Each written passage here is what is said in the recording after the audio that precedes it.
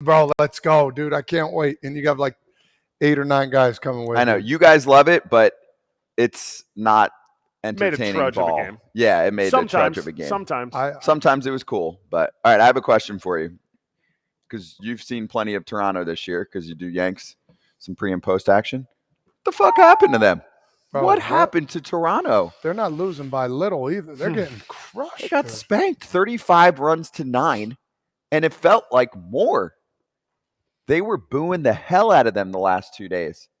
That is an unacceptable performance. At home. At home against a Rangers team that was feeling it. They were going through it. Dare I say Manoah effect? Oops. Really? No. That dude's been out. He hasn't showed up since the 11th. We just found out about the fact that you think that trickled in? Like, where's the offense? What happened to the bullpen? I don't know. Here, my thing, I get what you're saying. On the year, they expected to have a number 1 or a number 2 in Alek Manoah, and you pick up dubs there. They lost a lot of games from him in the beginning of the season, but still, and they're still on pace for like almost 90 wins, but still, this is your playoffs right now. You're fighting for a wild card against a team that has struggled.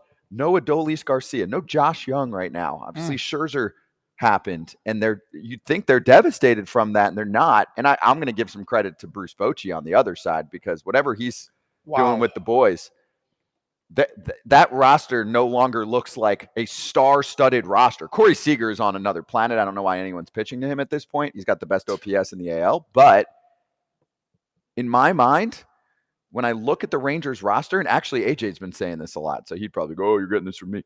He's like, bottom half of the lineup is not super impressive looking, and they just dusted Toronto. It's incredible. And we can show like Shai Davidi here with this tweet and the quote. I think we understand the moment. We just got our butt kicked. Just turn the page. Despite a pregame team meeting, a Kratz specialty probably requested it. Former Blue Jay Eric Kratz said, "Guys, we got to meet about this." And Matt Chapman's return. And I'll add to this tweet, Bo Bichette recently returned. And Vladdy Jr.'s first homer in 10 games. The Blue Jays hit, that's a word that I don't really mess with. Nadir, we didn't learn that in New Jersey. No. As the Rangers complete a sweep. What the fuck is going on? Are we talking about the Rangers right now 6-7 days ago, or are we talking about the Blue Jays from the last 3 days? Well, who this is exactly the same thing what just happened. The Rangers just got absolutely boat raced, almost to the T of what the Astros did to the Rangers for a 3-game series, and the Rangers looked dead. What is going on? Oh, Siri wants to talk about it. She's excited about it. She's excited. Siri's fired up. Siri is definitely excited. It was to the T almost. The Astros came in. What did Jose Altuve have? 4 straight homers. They hit like 3 straight games of 5 home runs. Playing a different game. It was a different level. And that is exactly what just happened to the Blue Jays. And you know what? We had said after that series, wow, we think the Rangers are Dunsky. And I said, they could be Dunsky, but they have an off day.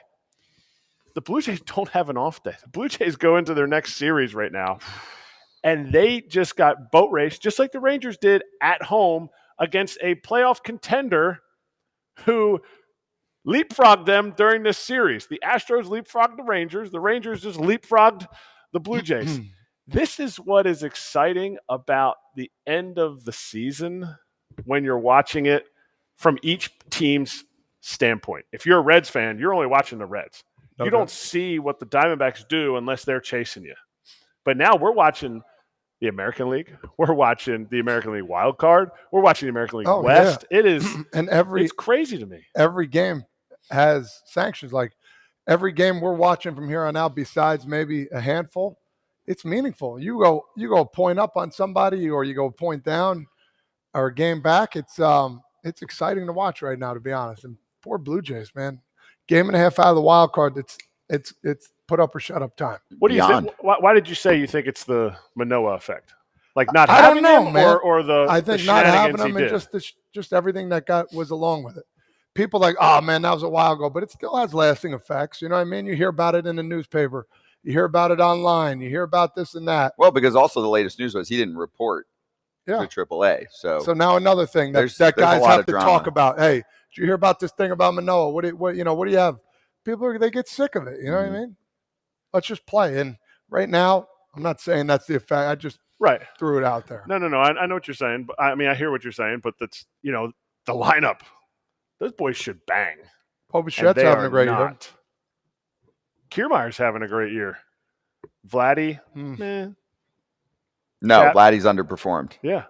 Chapman, he's good, not great. Besides his 1 month, has been bad ski. But now he's back, little time off. And I feel like if you come back and then you don't do well, he's been back. He's just been back. It's not like he's been back for a week. Was I rushed? Did we rush him too much? Well, we have to rush him. We got to get out there. You have to. If that's how you feel, you're SOL. Mm-hmm. Hey, we're ready to bring on our first guest of the day, and we can mix in some of this. The two-time All-Star, 2008 World Series champ is actually down in the Atlantic City area for a little appearance action coming up. It is